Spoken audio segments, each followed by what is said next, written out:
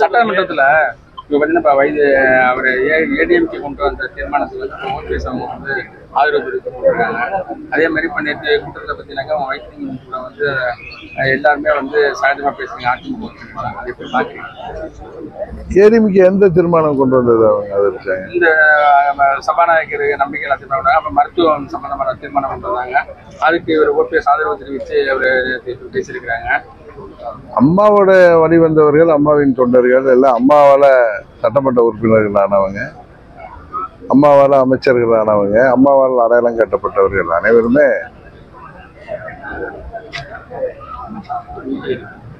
ஒன்றாக இருப்பதில் ஒன்றும் ஆச்சரியமான விஷயம் இல்லை. ஏதோ ஒரு சிலரோட சுயநலத்தால பிரிந்தவர்கள்லாம் திமுகவை வீழ்த்தணும்னா எல்லாம் ஒரு அணியில இணையணுங்கிறத எல்லாம் உணர்ந்து இருக்கிறதுனால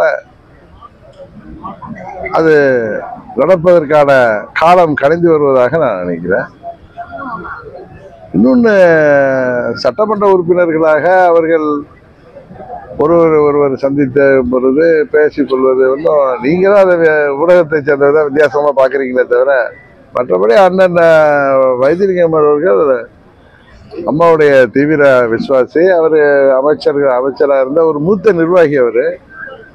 அவர் மற்ற சட்டமன்ற உறுப்பினர்களோ மற்ற முன்னாள் அமைச்சர்களோ அவரோட சகஜமாக பேசுவது என்பது இயற்கை தானே. இதை தாண்டி அதுல நீங்க என்ன எதிர்பார்க்கிறீங்கன்னு தெரியல. எடப்பாடி ஒரு எதிர்கட்சி தலைவர் வந்து பாஜக கூட்டணியிலே சொல்லிட்டு இருந்தாங்க. இப்ப என்ன சொல்றாங்கன்னா அப்புறம் அறிவிப்பு பண்றாங்க. அதே சமயத்துல தாவாய்க்கா வந்து பாஜகவை எதிர்த்துட்டு வராங்க. ஆனா இப்போ நகைச்சி பேச்சுவார்த்தை நடக்கிறதாவும் சொல்றாங்க தாவாய்க்காவுக்கும் அதிமுக. இப்ப நம்ம ஊர்ல இப்படி இருக்கீங்களே, நம்ம ஊர்ல வந்து அது தஞ்சாவூர் அரசியல் விழிப்புணர்வு மிக்க ஒரு பகுதி, டெல்டா பகுதி. இங்க பெரிய பெரிய தலைவர்கள் எல்லாம் உருவாக்கிய பகுதி. இங்க இன்றைக்கு ஆட்சியின் அவலங்கள், தேர்தல் வாக்குறுதிகள் எல்லாம் நிறைவேற்றாமல் மக்களை ஏமாற்றி வருகிறார்கள். எங்க பார்த்தாலும் கற்பழிப்பு, சின்ன பெண் குழந்தைகள்ல இருந்து மூதாட்டிகள் வரை இன்றைக்கு பாதுகாப்பு இல்லாத சூழ்நிலை. டெய்லி டிவியை ஆன் பண்ணாலோ பத்திரிகையை திறந்தாலோ எங்க பார்த்தாலும் கற்பழிப்பு, கொலைகள், போதை மருந்து வியாபாரம். அதுக்கு ஆசீர்வாதத்தோட திமுக ஆளுங்கட்சி நிர்வாகிகள் ஆசீர்வாதம் இல்லை அவங்களோட பங்களிப்பு. அதுபோல நேர்மையான அதிகாரிகள் எல்லாம் சட்டத்தை மீறி செயல்படுவர்களை கண்டிக்கிறப்ப அவர்களை கொலை செய்யப்படுகிறார்கள், தாக்கப்படுகிறார்கள், டிரான்ஸ்பர் செய்யப்படுகிறார்கள். இன்னும் காவல்துறையை சேர்ந்த பெண் அதிகாரிகளுக்கே பாதுகாப்பு இல்லை. விவசாயிகள் இன்றைக்கு சாலையில் இறங்கி போராடுறாங்க. அரசு ஊழியர்களாக இருக்கட்டும், ஆசிரியர்கள், போக்குவரத்து தொழிலாளர்கள், டாக்டர்கள், நர்சஸ், இளைஞர்கள், மாணவர்கள், தாய்மார்கள் என அனைத்து தரப்பினருமே பாதிக்கப்பட்டிருக்காங்க. விலைவாசி எங்கேயோ உயர்ந்துட்டு இருக்கு. இந்த ஆட்சி திராவிட மாடல் ஆட்சிங்கிற பேர்ல மக்களை ஏமாற்றி வருகிறார்கள். பேரறிஞர் அண்ணா அவர்களே, நான் உங்கள்கிட்ட இன்னைக்கு சொன்ன மாதிரி, அவர் ஆட்சிக்கு வந்து 67 ஆட்சிக்கு வந்து 2 மாதங்களிலேயே ஒரு போஜனாங்கிற இதழுக்கு பேட்டி அளிக்கிறப்ப இந்தியா முழுவதற்கும் ஒரு இணைப்பு மொழி, பொதுவான மொழி உருவாக வேண்டும் அன்றே சொல்லியிருக்காரு. அந்த தீர்க்கதரிசி சொல்றது இந்த காலம் கடைந்து வருகிறது. இன்றைக்கு சூழ்நிலை, மக்கள் பல மொழிகளை படிக்க வேண்டிய சூழ்நிலை ஏற்பட்டிருக்கிறது. தங்கள் ஆட்சியில நடக்கிற முறைகேடுகளையும் ஊழல்களையும் நீங்க பாத்தீங்கன்னா, டாஸ்மாக்ல இதுவரை வெளிவந்ததே ஒரு 38 மாவட்டங்கள்ல ஒரு 20% கீழே தான் அவங்க போய் சோதனைகளை செய்திருக்காங்க. இதுலயே 1000 கோடியை தாண்டுது. இன்னும் விஞ்ஞானபூர்வமான ஊழல், நண்பர் அண்ணாமலை சொல்வது போல 40,000 கோடியை தாண்டி ஊழல் நடந்திருக்கும். அது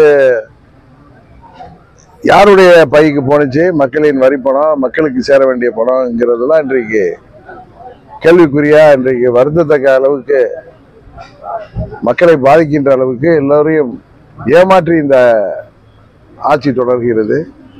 அதை பற்றி கேள்வி கேட்காம நீங்க அதிமுகவை பத்தியே திருப்பி திருப்பி அங்க 2 பேரும் சிரிச்சு பேசுனா அது ஒரு கேள்வி. சரி, நண்பர்களாச்சே கேக்குறீங்க, அதுக்கு ஒரு பதில் சொன்னேன். செந்தில் பாலாஜி வந்து டெல்லிக்கு போயிட்டு வந்ததாக சொல்லிட்டு இருக்காங்க. அதாவது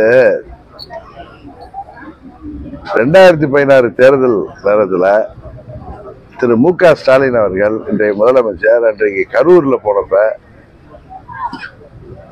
நண்பர், எங்க பழைய நண்பர் அவர் செந்தில் பாலாஜி, அவரை பற்றி, அவரது சகோதரர் தம்பி அசோக்கை பற்றி எல்லாம் ஒரு திமுக தலைவரா, செயல் தலைவரா இருந்தாருன்னு நினைக்கிறேன். இன்னைக்கு அன்றைக்கு என்னெல்லாம் பேசினாரு. அன்றைக்கு இவரை பொறுத்தவரை பெரும் ஊழல்வாதியான, பெரும் பாவியான செந்தில் பாலாஜி இன்னைக்கு திமுக சேர்ந்து அவங்க கூட அமைச்சராக இருக்கிறப்ப த பெஸ்ட் மினிஸ்டரா, ஏஸ் மினிஸ்டரா, அவருக்காக இவர்கள் பரிந்து பேசுவது உண்மையிலேயே திமுகவின் இரட்டை செயல்பாடு. பேசுவது ஒன்று, செயல்வது ஒன்று என்பதை வெளிக்கொணர்கிறது. டாஸ்மாக்ல ஊழல், இந்த அமலாக்கத்துறை ஊழல் இருக்குன்னு சொல்லிட்டு போராட்டம் பண்ண பிஜேபி எல்லாரையும் அரெஸ்ட் பண்ணாங்க. கைது நடவடிக்கை சரியான்னு இல்ல, அவங்களெல்லாம் இந்த டாஸ்மாக் அலுவலகத்துக்கு முன்பு அவர்கள் போய் போராட்டம் நடத்துறாங்க அப்படிங்கிறதுக்காக அவங்களுக்கெல்லாம் அதற்கு முன்பே என்ன சொல்றது, பிரிவென்டிவா அரெஸ்ட் பண்ணி வச்சிருந்தாங்க. அவர்களை பெண்களை குறிப்பா 6 மணிக்கு விடுதலை செய்திருக்க வேண்டும் என்பது எல்லோருக்கும் தெரிந்த ஒன்று. இருந்தாலும் அவங்க கொஞ்ச நேரத்தில் ரிலீஸ் பண்ணிட்டாங்க. இருந்தாலும் போராடுபவர்களை போராட விடாமல் தடுப்பது ஜனநாயகத்துல எப்படி சரியாகும்?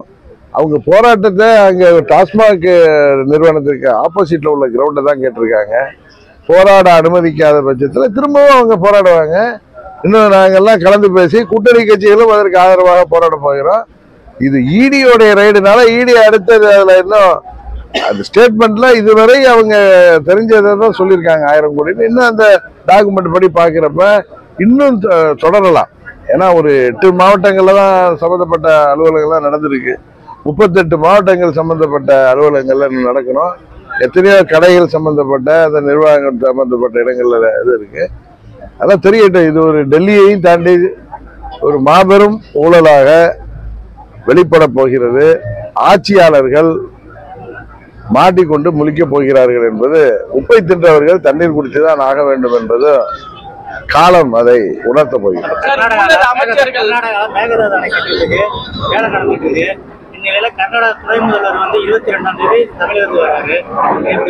அதுதான் நான் அன்னைக்கே சொன்னேன்ல,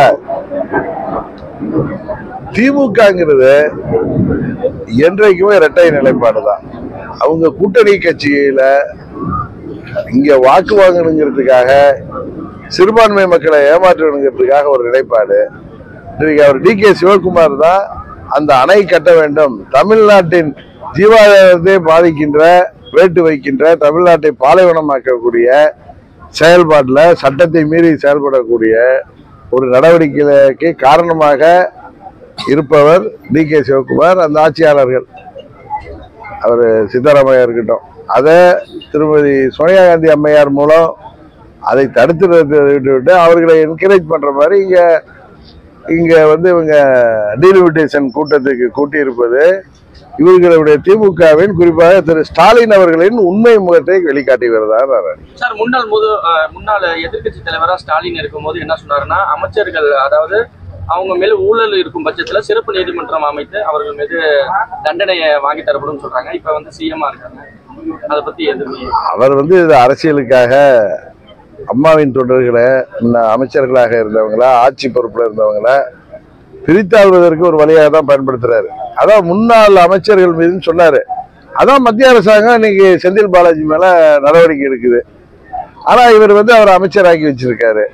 இன்னும் சொல்ல போனா பழனிசாமி மேல அவர் வழக்கு போடாத காரணமே, பழனிசாமி வழக்குகளுக்கு பயந்து கொண்டு, குறிப்பா அந்த கொலை கொள்ளை கொடநாடு வழக்கு பயந்துட்டு, அவர் மேல ஊழல் வழக்குகளுக்கு பயந்து கொண்டு திமுகவின் எண்ணத்தை நிறைவேற்றுவதற்கு போல இரட்டை இலையை இன்றைக்கு திமுகவின் வெற்றிக்கு மறைமுகமாக பயன்படுத்தி வர்றார். அதனாலதான் அவர் தேசிய ஜனநாயக கூட்டணியிலிருந்து வெளில போனாரு.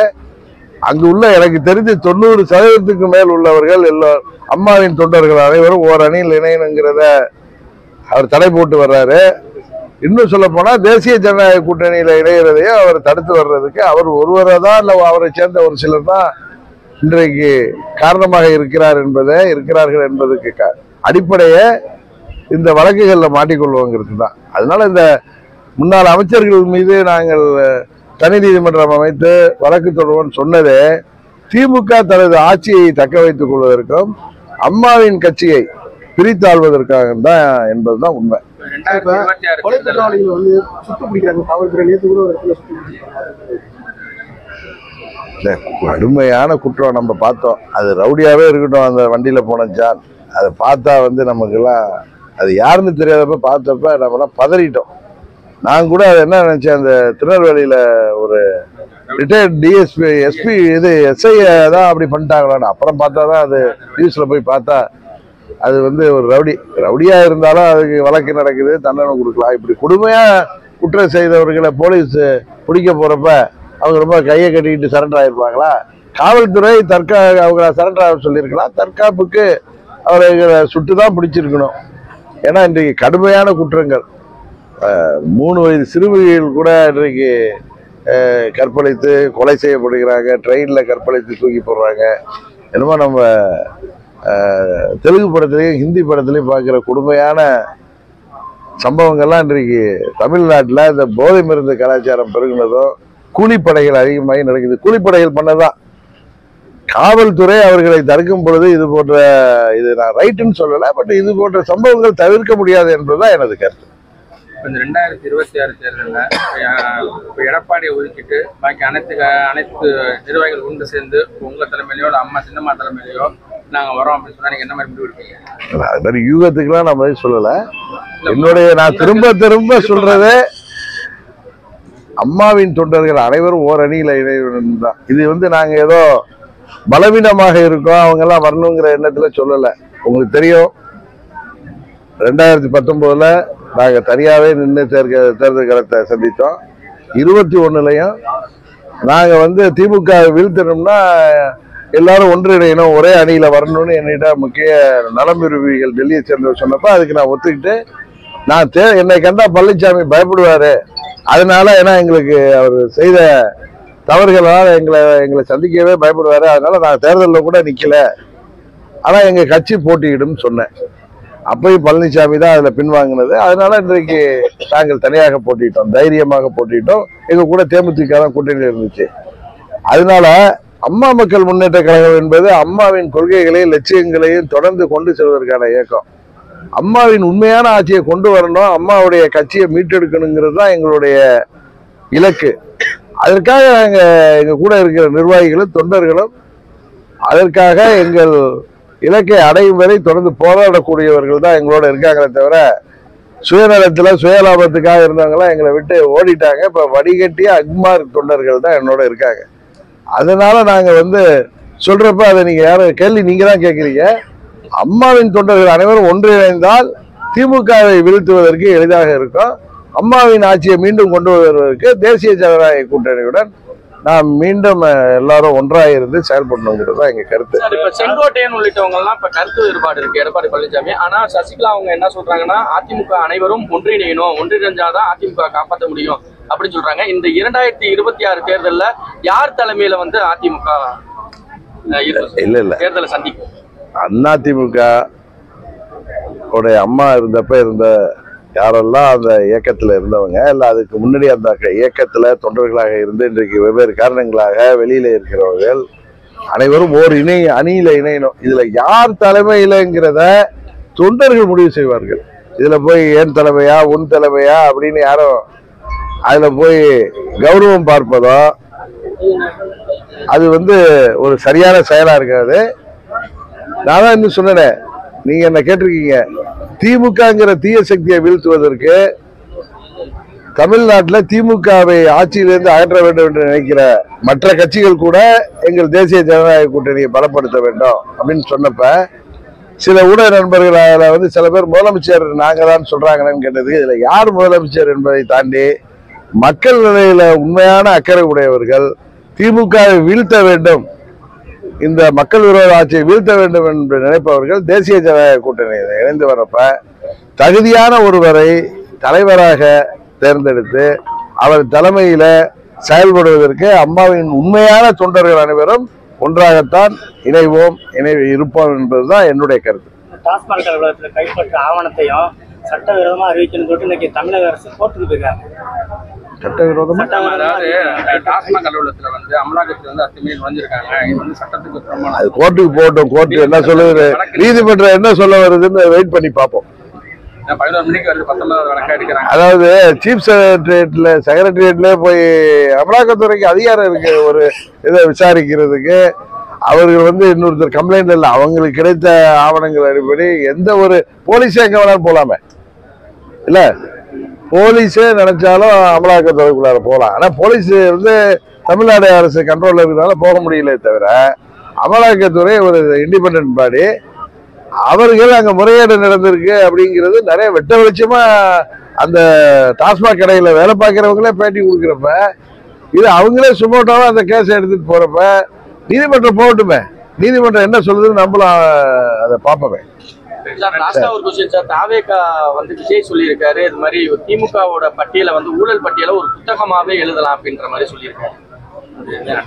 சரியாதான் சொல்லியிருக்காரு. தமிழிசை அது அது யார் சொல்லியிருந்தாலும், அது சகோதரர் அண்ணாமலையா இருக்கட்டும், சகோதரி மாண்புமிகு தமிழிசையா இருந்தாலும், திரு விஜய் சொல்லியிருந்தாலும் அது உண்மையான தகவல். அது பெரிய வால்யூமா புத்தகமே போடலாம்.